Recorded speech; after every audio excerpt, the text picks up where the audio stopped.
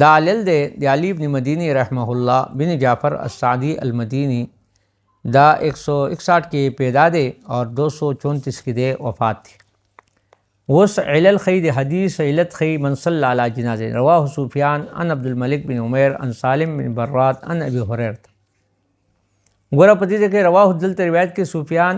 د عبد الملک بن عمیر نه، هغه به سالم برات نه، هغه د ابو هریره نه. ورواه دغه روایت کړی بیا ابن ابي خالد د سالم برات نه ابن عمر نه. نو ګوره الته چې ابو هریره دی مدار دی حدیث او دلته چې ابن عمر دی ول حدیث اندی حدیث ابو هریره، لیکن دی وی علی ابن مدینه زما په من حدیث ابو هریره مضبوط دی. و حدیث ابن ابي خالد چې کوم دی دا روس چې سالم برات نه ورکه ابن عمر نه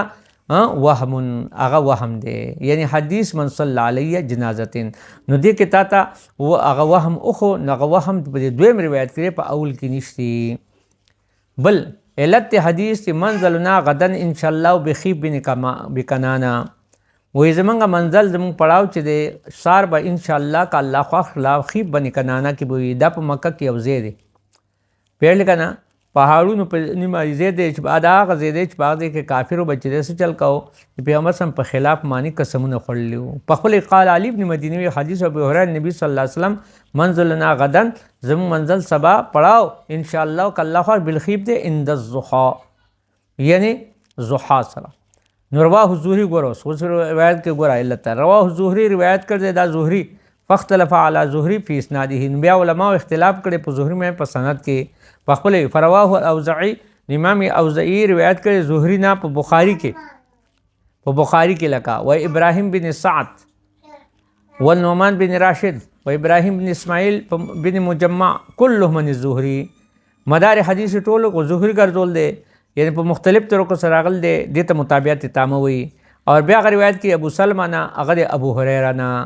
پیل کنه هغه ابو سلمہ بخاری نه. لیکن ګوروس الا ان معمرا ادرجوا فی الحدیث، لیکن معمر دلته په حدیث کې چې کله هغه روایت کې هغه په کې درج کړ دی علی بن حسین هغه دا شي ان عمرو بن عثمان ان حسام بن زید هغه په کې دا لفظ مدرج کړ دی چې هل ترک لی عقیلا منزلا، کیا عقیل منګ لپاره منزل پرې دی. نو فادرج الکلام فیه منزلا غدن، نو هغه بیا په کې درج کړ دی کلام منزلا غدن. وې دا منزلا غدن چې دا کلام کې چې دی مطلب چې دی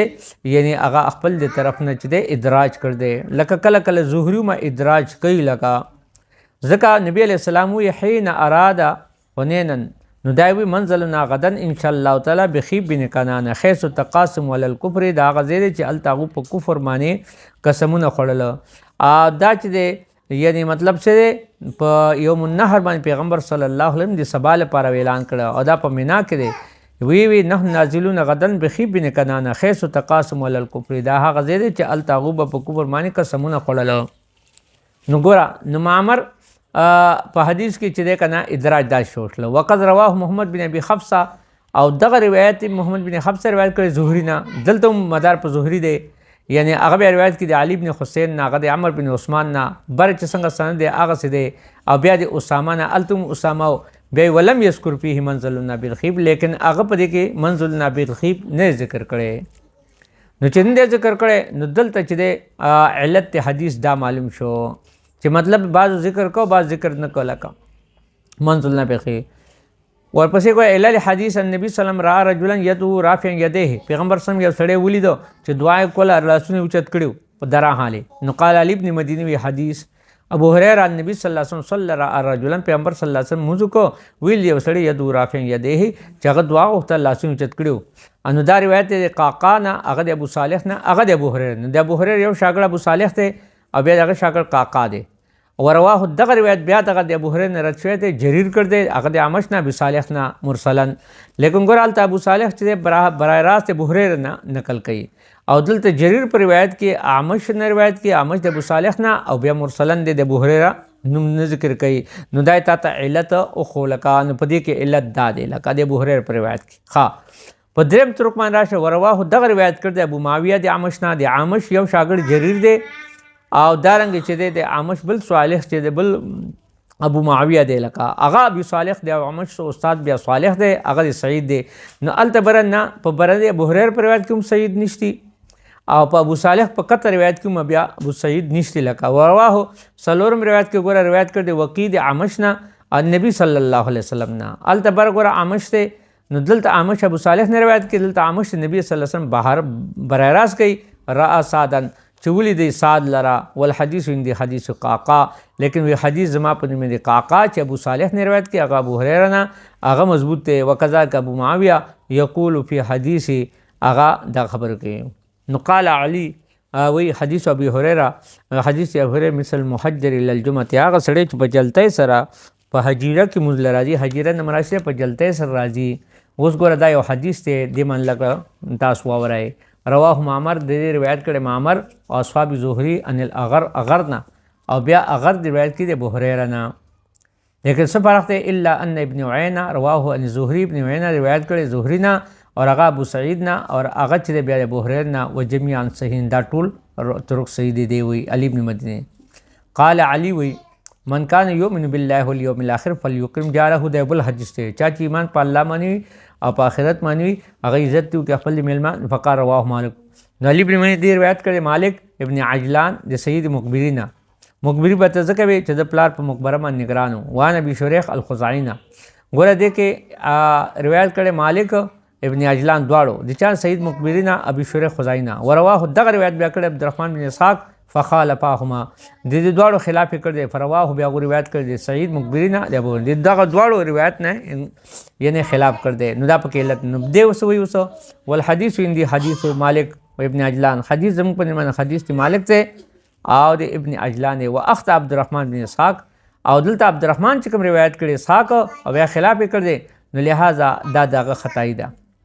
قال علی وی حدیث ابو هريره نبی صلی الله علیه وسلم من استجاع مزجعا چا چې ډډه ولګوله ډډه لم یذکر الله فيه پاګه کې الله ذکر نه کان علیه ترتن پاګه معنی صدقه ده یعنی مطلب دا د کلمات ونی پاګه صدقه ده نو په خپل وی اوس دې حدیث سند باندې ګورئ رواه ابن عجلان عن سعید ابن عجلان روایت کړي سعید مقبرینا هغه ابو هريره نه یو طرق بل طرق رواه ابن ابي ذئب روایت کړي ابن ابي ذئب فادخل بين سعید و بين ابي هريره لیکن سعید ابو هريره په مس کې ورجلن یو سړی داخل کړ دی اوس هغه سړی څوک دی رز کې فرواه عن سعید بیا روایت کړ دی سعید نه ابي اسحاق نه مولا عبد الله بن خارج چې مولا عبد الله خارج ان ابي هريره خا ورواه دا روایت کړي صالح مولا توام ذکر ته دا یو دی پیدا شو ابو هريره نه نو قال علی وی حدیث ابو هريره نبی صلی الله علیه وسلم کان یستعیذ من 40 پیغمبر صلی الله علیه وسلم با پناه غوښته سلور نه یقول اللهم اعوذ بک من قلب لا يخشى ومن نفس لا تشبع نو ګوره اوس ورواه دا روایت کړي ابن عجلان دی سعید نه هغه بیا ابو هريره نه ورواه دا روایت کړي ابن ابي ذئب فادخل بين سعید و بين ابي هريره رجلا سعید ابو هريره مس کې بل سړی داخله فرواه عن سعید بن عبد الرحمن بن مهران نو مهران پک زیات کو ان ابي هريره قال علی وی حدیث ابي هريره نبی صلی الله علیه وسلم بعث عبد الله بن حذافه يتوب بنا چاغه توقف منا کې نو فقال ګوره دې سنت ګوره رواه صالح بن ابي احزر الزهري هغه بیا د سعید نه هغه ابن مسیب نه اور هغه ابو هريره نه یو ترکو دیم ورواه معمر او دا روایت کړي معمر د زهری نه بیا د مسعود بن حکم نه ان نبی صلی الله علیه وسلم باس ابن حذیفه والحدیث حدیث معمر دی حدیث صحیح معمر دی حدیث